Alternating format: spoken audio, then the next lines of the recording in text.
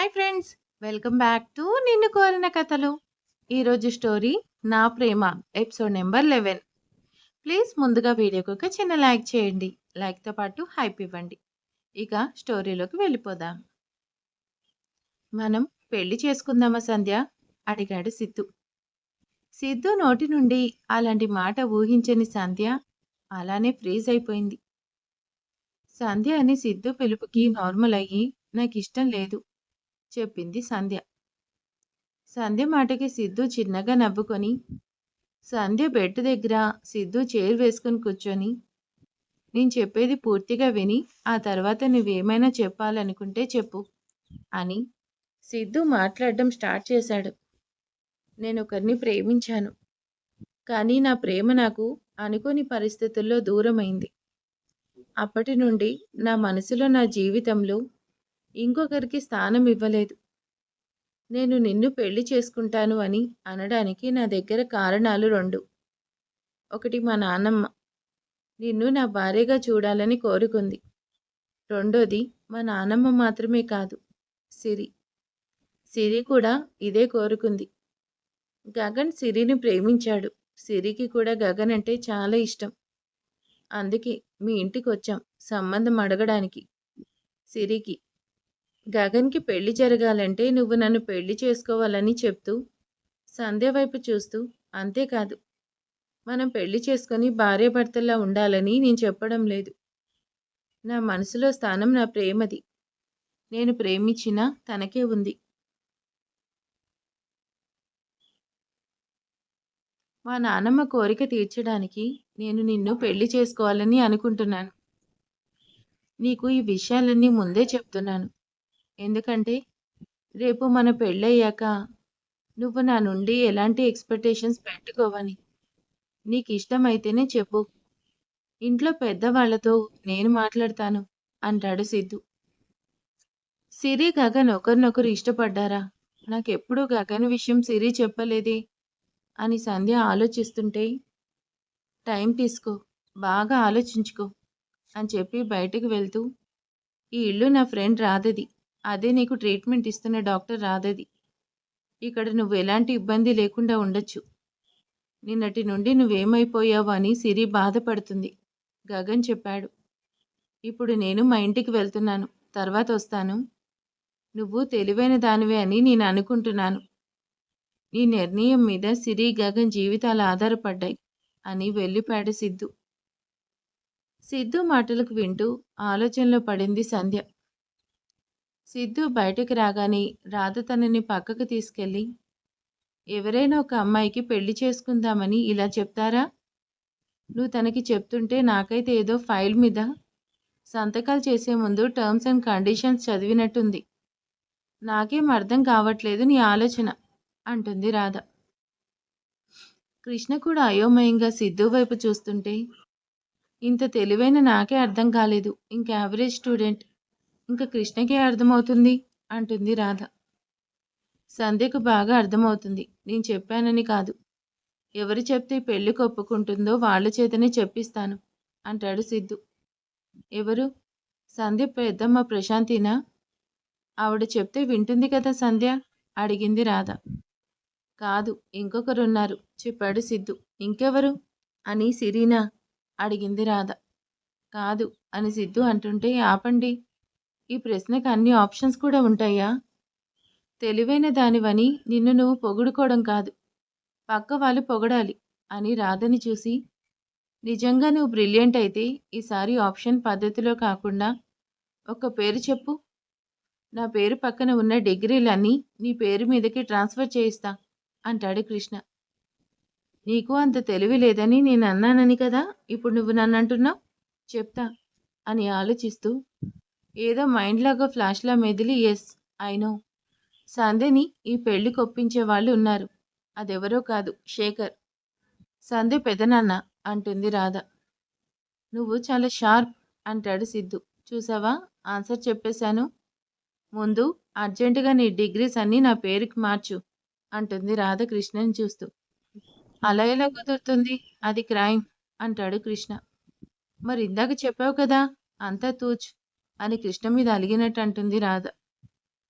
మీరు మాటలో పడి సంధ్యని మర్చిపోయారు. నేను తర్వాత వస్తాను అని అక్కడి నుండి బయలుదేరాడు సిద్ధు. అబ్బో! ఇంకా పెళ్లి కూడా కాకముందే అప్పుడే జాగ్రత్తలు చెప్తున్నాడు అని వెళ్తున్న సిద్ధుని చూసి నవ్వుకున్నారు రాధాకృష్ణ. సిద్ధు ఇంటికి వెళ్ళగానే సిద్ధు కోసం ఎదురు చూస్తూ కూర్చున్నారు ఆనంద్, లక్ష్మి, గగన్. సిద్ధుని చూసి నానమ్మ అన్నయ్య వచ్చాడు అని గట్టిగానే పిలిచాడు గగన్ శారదని. ముందు నువ్వు వెళ్ళి ఫ్రెష్ అయ్యి రాపో అని సిద్ధుని పంపారు శారద. ఒక పావుగంటలో సిద్ధు రెడీ అయి వచ్చాడు. శారద ఆశీర్వాదం తీసుకున్నాడు. ఆనంద్ సిద్ధుని దగ్గరికి తీసుకొని బర్త్డే విషెస్ చెప్పారు. లక్ష్మి కూడా గగన్ అయితే సిద్ధుని హక్ చేసుకుని థ్యాంక్స్ అన్నయ్య అని చెవులో చెప్పాడు. అందరూ కూర్చున్నారు. శారద మాట్లాడుతూ సిద్ధు పెళ్లి కొప్పుకున్నాడు. ఇక సంధ్యతో కూడా మాట్లాడమని సిరి వాళ్ళ నాన్న శేఖర్కి చెప్పు ఆనంద్ అంటారు. నానమ్మ సంధ్య నోటి నుండి నాకు సిద్ధుని పెళ్లి చేసుకోవడం ఇష్టమే అని రావాలి. అప్పుడే నేను ఇందుకు ఒప్పుకుంటాను అంటాడు సిద్ధు. మళ్ళీ ఇదేం ఫిట్టింగ్ రా నాయనా, అసలు ఈ గగన్ పెళ్లి చూపులు చాప్టర్ నాకు పెద్ద పజిల్లా ఉంది. అసలు అనుకున్నది సిరి గగన్ల పెళ్లి, కానీ అంతకంటే ట్విస్టులు పెడుతూ సిద్ధు సంధ్య పెళ్ళేంటి, నాకెందుకు అంత గజిబిజిగా ఉంది అని తన మనసులో అనుకున్నారు లక్ష్మి. కానీ బయటికి తన డౌట్స్ అడిగే ధైర్యం లేదు. ఎందుకంటే అక్కడుంది సిద్ధార్థ్. అందుకే మౌనంగా ఉన్నారు లక్ష్మి. ఓ, దానికేం భాగ్యం సిద్ధు. సంధ్య తనంతట తానుగా నీతో పెళ్లి ఇష్టమే అని చెప్పాలి, అంతే కదా. నీలాంటి వాడిని అల్లుడుగా చేసుకోవాలంటే శేఖర్ పెట్టి పుట్టుండాలి అంటారు ఆనంద్. ఆ పెనేదో చూడండి బాబాయ్, నాకు టైం అవుతుంది అంటాడు సిద్ధు. అందరూ కలిసి బ్రేక్ఫాస్ట్ చేయగానే గగన్ సిద్ధు బయటికి వెళ్లారు. అన్నయ్య వదిన సేఫ్గానే ఉందా అడిగాడు గగన్. బాగా షాక్లో ఉంది గగన్. అసలేం జరిగింది ఇంట్లో అడిగాడు సిద్ధు. వదినంటే ముందు నుండి సిరి వాళ్ళ నాన్నకి ఇష్టం లేదట. మొన్న సిరి పెట్టిన కండిషన్కి ఆయనకి చుక్కలు కనిపించాయి. ఎక్కడ మన సంబంధం తప్పిపోతుందానన్న భయంతో వదినని ఇంటి నుండి వెళ్ళిపోమని చెప్పాడట అని సిరి శేఖర్ గురించి తనకి చెప్పింది మొత్తం చెప్పాడు గగన్. సిరికి చెప్పావా సంధ్య సేఫ్గా ఉందని అడిగాడు సిద్ధు. చెప్పాను. రాత్రి నువ్వు నాకు మెసేజ్ చేయగానే నేను సిరికి చెప్పాను. అప్పటి వరకు ఏడుస్తూనే ఉంది. నేను ఇప్పుడే వస్తాను, నన్ను అక్కడికి తీసుకెళ్ళు అని అడిగింది. ఆ టైంలో వద్దు, తర్వాత నిన్ను తీసుకెళ్తా అని చెప్పాను అంటాడు గగన్. అంతలోనే రాధ ఇల్లు వస్తే నువ్వు లోపలికి వెళ్ళు, నువ్వు వెళ్ళి మాట్లాడు అని కార్ పార్క్ చేయడానికి వెళ్ళాడు సిద్ధు. గగన్ లోపలికి వెళ్ళగానే కృష్ణ ఎదురయ్యాడు. బయటకు వెళ్తూ ఏంటి డాక్టర్ బాబు అప్పుడే బయలుదేరుతున్నావు అంటాడు గగన్. నీకేం నాయనా, అటు మీ అన్న ఇటు మీ నాన్న నీ వరకు ఏ టెన్షన్స్ రాకుండా చూసుకుంటారు. నాకు అలా కాదుగా, నా హాస్పిటల్లో సర్జరీలు నేనే చేసుకోవాలి అంటాడు నవ్వుతూ. రాధా అక్కడిని తీసుకెళ్ళొచ్చుగా, లేకపోతే నీ హెల్పింగ్గా ఇంకో డాక్టర్ని ఎక్స్ట్రాగా తీసుకోవచ్చుగా బావా, ఎందుకంత ఇబ్బంది అంటాడు గగన్. నేను చేసేది బ్రెయిన్ సర్జరీలు. మీ రాధా అక్కడిని తీసుకెళ్తే పేషెంట్కి బదులు సర్జరీ నాకు చేస్తుంది మాటలతో అంటాడు కృష్ణ. అదే మాట అటు తిరిగి చెప్పు బావా, నేను మా వదిన దగ్గరికి వెళ్ళాలి అని గగన్ సంధ్య ఉన్న రూమ్ వైపు వెళ్ళాడు. ఒక మాట చెప్పడానికి కూడా దిక్కులు చూసుకోవాలా అని గగన్ చెప్పిన వైపు తిరిగాడు కృష్ణ. తనని కోపంగా చూస్తున్న రాధని చూసి ఎంత పనిచేసావు గగన్ అని అనుకొని రాధని చూస్తూ అమ్మో వినేసింది రాక్షసి అని తన బ్యాగ్ ఫేస్కి అడ్డం పెట్టుకుని హీహీ అని ఒక వెర్రి నవ్వు ఒకటి నవ్వుతూ అలానే వెనక్కి అడుగులు వేసుకుంటూ మెయిన్ డోర్ దగ్గరికి వెళ్ళాడు కృష్ణ. నిన్ను అని రాధ కృష్ణ దగ్గరికి వస్తుంటే అప్పుడే లోపలికి వస్తున్న సిద్ధుని చూసి సిద్ధు వెనక్కి వెళ్ళి నన్ను సేవ్ చెయ్యి, కాసేపు కదలకు అని పరుగులాంటి నడకతో బయటకు వెళ్ళాడు కృష్ణ.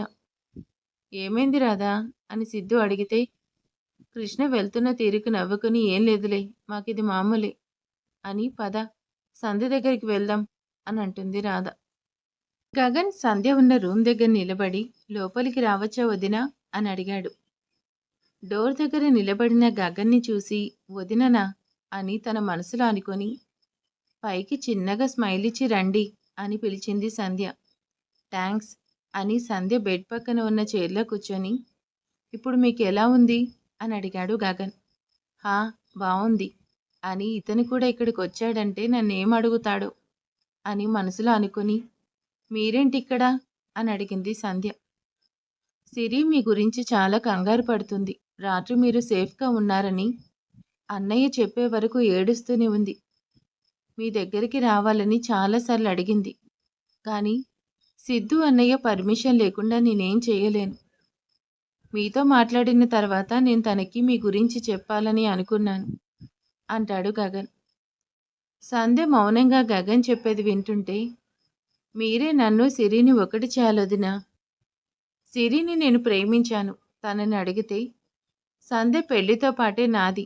అంతవరకు వెయిట్ చేయగలిగితే ఉండు, లేకుంటే ఇంకొకరిని చూసుకో అని చెప్పేసింది. సిరికి కూడా నేనంటే ఇష్టం. అందుకే పెళ్లి చూపుల పేరుతో మీ ఇంటికి మా పెద్దవాళ్ళని పిలుచుకొచ్చాను. అంతా మీ చేతుల్లోనే ఉంది వదినా. సిరిని కాకుండా నేను నా జీవితంలో ఇంకొకరిని ఊహించుకోలేను. ప్లీజ్ వదినా, మీరు నా వదినైతేనే సిరి నా లైఫ్లోకి వస్తుంది. మా జీవితాలు నీ చేతుల్లో ఉన్నాయి. సిరిని ప్రేమించానని మాత్రమే కాదు, మా సిద్ధు అన్నయ్యకి మీరు పర్ఫెక్ట్ జోడి, అందుకోసం కూడా అని సంధ్యని చూస్తూ రిక్వెస్ట్గా చెప్పాడు గగన్. సిరి గగన్ ఇష్టపడింది అని సిద్ధు చెప్పాడు. అప్పుడు నమ్మలేకపోయాను. కానీ ఇప్పుడు గగన్ కూడా అదే అంటున్నాడు. అంటే ఇది నిజమా? నా లైఫ్ ఎలాగో నా సంతోషంతో పని లేకుండా జరిగిపోయింది. తనే నా జీవితం అని అనుకున్న ఉదయ్ నన్ను ఫూల్ని చేసి తన దారి తాను చూసుకున్నాడు. ఎవరికీ పనికిరాని నేను సిరి కోరుకున్న వాణ్ణి ఇవ్వగలనా? ఇష్టపడిన వాళ్ళు దక్కకపోతే చాలా బాధగా ఉంటుంది. సిరి గగన్ సంతోషంగా ఉండాలి. నాకంటూ ఉన్న బంధం అంటే అది మా పెద్దమ్మ సిరి మాత్రమే. వాళ్ళిద్దరూ సంతోషంగా ఉండడమే నాకు కావాలి. అంటే నేను సిద్ధుతో పెళ్లికి ఒప్పుకోవాలి. కానీ పెదనాన్న అని తన ఆలోచనలో శేఖర్ గుర్తుకు రాగానే, నన్ను నా ఉనికిని కూడా ఇష్టపడిన పెదనాన్న జీవితాంతం సిరితో పాటు నన్ను ఒకే ఇంట్లో చూస్తూ భరించగలడా? దేవుడా, ఏంటయ్యా నాకు ఈ పరీక్షలు? చచ్చేదాన్ని చావనివ్వకుండా ఈ సిద్ధార్థ్ ఎంత పని చేశాడు అని ఆలోచిస్తూ ఉంది సంధ్య. అంతలోని సిద్ధు రాధ వచ్చారు. సిద్ధు రాగానే గగన్ లేచి రాధ పక్కన నిలబడ్డాడు. సిద్ధు సంధ్యకు దగ్గరగా వచ్చి, ఎక్కువగా ఆలోచించి బుర్రపాడు చేసుకోకు. నువ్వు ఒక్క మాట చెప్పు నాకు, నీతో పెళ్లి ఇష్టమే అని. ఎవరిని ఎలా దారికి తీసుకురావాలో అది నాకు వదిలే సంధ్య అంటాడు సిద్ధు. సంధ్యకు మాత్రమే వినపడేలా. సిద్ధు మాటలు విని నేనేం ఆలోచిస్తున్నానో కూడా ఇతనికి తెలుసా? నా ఆలోచనలన్నీ చదివినట్టు చెప్తున్నాడు అనుకుంది సంధ్య. ఇప్పుడు నువ్వు పర్ఫెక్ట్. ఓకే సంధ్య, పద ఇంటికి వెళ్దాం అంటాడు సిద్ధు. సంధ్య సిద్ధు అడిగిన దానికి జవాబు ఇవ్వకుండా ఆలోచిస్తూ ఉంటే, ఎక్కడికి? నేనెవరింటికి రాను అంటుంది సంధ్య. రావా? సరే, నీకు ఈ ఇల్లు అంత బాగా నచ్చితే ఇది కొనేస్తాను. రాధ వాళ్ళని వాళ్ళకి నచ్చిన ఇంకో ఇంటికి షిఫ్ట్ చేస్తాను అంటాడు సిద్ధు నవ్వుతూ. సిద్ధు నవ్వడం చూసిన రాధా గగన్ ఒకరినొకరు చూసుకున్నారు. కొంత ఆశ్చర్యంగా, చాలా సంతోషంగా. నాకు ఈ ఇల్లు నచ్చి కాదు రాను అని అన్నది. నేనెక్కడికి రాను. నేను వర్క్ చేసే ఊరికి వెళ్ళిపోతాను. నా లీవ్ ఈ రోజుతో అయిపోతుంది. మా బాస్, అదే మా ఎండి, నాకు ఇంకా ఎక్స్ట్రా లీవ్స్ ఇవ్వడు. అసలే పని రాక్షసుడు. ఈ వారం లీవ్స్కే ఏదో తన ఆస్తిని అడిగినట్టు ఫీల్ అయ్యి ఎలాగో లీవ్ శాంక్షన్ చేశాడు అంటుంది. సంధ్య సిద్ధుకి ఏం చెప్పాలో తెలియక, ఓ అలాగా, ఒక్క నిమిషం అని ఎవరికో కాల్ చేశాడు సిద్ధు. మిస్ సంధ్య, లీవ్ ఇంకో 1 మంత్ ఎక్స్టెండ్ చేయండి అని చెప్పి కాల్ డిస్కనెక్ట్ చేశాడు సిద్ధు. ఏంటి, ఏదో నువ్వే మా బాస్ అయినట్టు లీవ్ ఎక్స్టెండ్ చేయండి అని ఆర్డర్స్ వేస్తున్నావు అంటుంది సంధ్య. నువ్వు చెప్పిన ఆఫీస్ బాస్ అన్నయ్య వదినా అంటాడు గగన్. వాట్? నువ్వు చెప్పేది నిజమా అడిగింది సంధ్య. తను విన్నది నిజమేనా అనే సందేహంతో. నువ్వు నీ బాస్, అదే మీ ఎండీని ఎప్పుడైనా చూసావా అడిగాడు సిద్ధు. లేదు, ఆయన ఆఫీస్కి వచ్చినా కూడా నన్ను ఎప్పుడు పిలవలేదు. మా టీం లీడర్కి మాత్రమే ఇన్స్ట్రక్షన్స్ ఇస్తాడు, అంతే చెప్పింది సంధ్య. సరే ఇక బయలుదేరదాం అని తనకి హెల్ప్ చెయ్యి అని రాధకి చెప్పి కార్తీ అని గగన్‌కి చెప్పాడు సిద్ధు. నేను బయటుంటాను. తనని తీసుకురా రాధా అని బయటికి వెళ్ళాడు సిద్ధు. తనని చూస్తున్న సంధ్యని చూసి నేనేం చేయలేను రండి అని సంధ్యని కాస్త సపోర్ట్ ఇస్తూ తనని బయటికి తీసుకొచ్చింది రాధ. గగన్ కారు తీసుకొచ్చేసరికి గగన్ పక్కనే కూర్చొని సంధ్య కోసం వెయిట్ చేస్తున్నాడు సిద్ధు. సంధ్యని బ్యాక్ సీట్లో కూర్చోబెట్టింది రాధ. రాధకి బాయ్ చెప్పి స్టార్ట్ చేశాడు గగన్.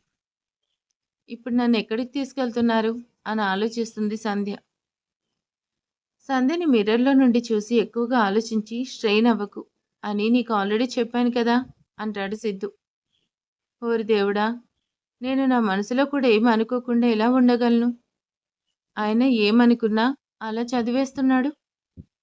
ఈ మనిషితో చాలా కేర్ఫుల్గా ఉండాలి అని అనుకుని ఇది కూడా తనకు అర్థమవుతుందా అని మిర్రర్లో తనని చూస్తున్న సిద్ధుని ఒక క్షణం పాటు చూసి తన పక్కకి తిప్పేసింది సంధ్య. కాసేపట్లో కారు ఆగింది. తల తిప్పి ఇంటి వైపు చూసిన సంధ్య నేను వెళ్ళను అని మెల్లిగా చెప్పింది. ఎందుకంటే అది సిరి వాళ్ళ ఇల్లు. లోపలికి వెళ్ళాలని ఉంది, కానీ వెళ్తే శేఖర్ పెదనాన్న బాధపడతాడు. పోయిన దరిద్రం తిరిగొచ్చిందని. ఈ విషయం ఇతనికి సిద్ధుకి ఎలా చెప్తాను? చెప్తే మా పెదనాన్న తప్పుగా అనుకుంటారు కదా అని తన మనసులో అనుకుంది సంధ్య. ఇప్పటికి వెళ్ళు, త్వరలో నిన్ను పెళ్లి చేసుకుని మన ఇంటికి తీసుకెళ్తాను అంటాడు సిద్ధు. సంధ్య తెగ చించేస్తుందని. నేనేం నీతో పెళ్లికి రెడీగా లేను. మాటి మాటికి నిన్ను నన్ను కలిపి మనం చేయకు అని సిద్ధుని చూడకుండా మెల్లగా గొణుకుతూ చెప్పింది సంధ్య. సంధ్య మాటలు విని ఇక ఇలా కాదు అని సిద్ధు ముందు దిగి సంధ్య ఉన్న డోర్ ఓపెన్ చేశాడు. నాకు ఇంట్లోకి వెళ్ళక తప్పదు. వెళ్ళకపోతే ఎందుకేంటని సిద్ధు అడిగే ప్రశ్నలకి సమాధానాలు నేను చెప్పలేను అని మెల్లిగా కారు నుండి దిగింది సంధ్య. గగన్ నువ్వు ఇక్కడే ఉండు అని గగన్కి చెప్పి సంధ్యని చూస్తూ పద వెళ్దాం అంటాడు సిద్ధు. నువ్వు కూడానా? ఎందుకు? ఇది మా ఇల్లు, నేను వెళ్తాను అంటుంది సంధ్య. అప్పటికే సిరి ప్రశాంతి బయటకు వచ్చారు. సిరి అయితే ఒక్క క్షణంలో సంధ్యని చేరి పిచ్చి మొహందానా, నీకు బుద్ధి లేదు? నీకేమైనా అయితే నేనేం కావాలి? మా అమ్మేం కావాలి?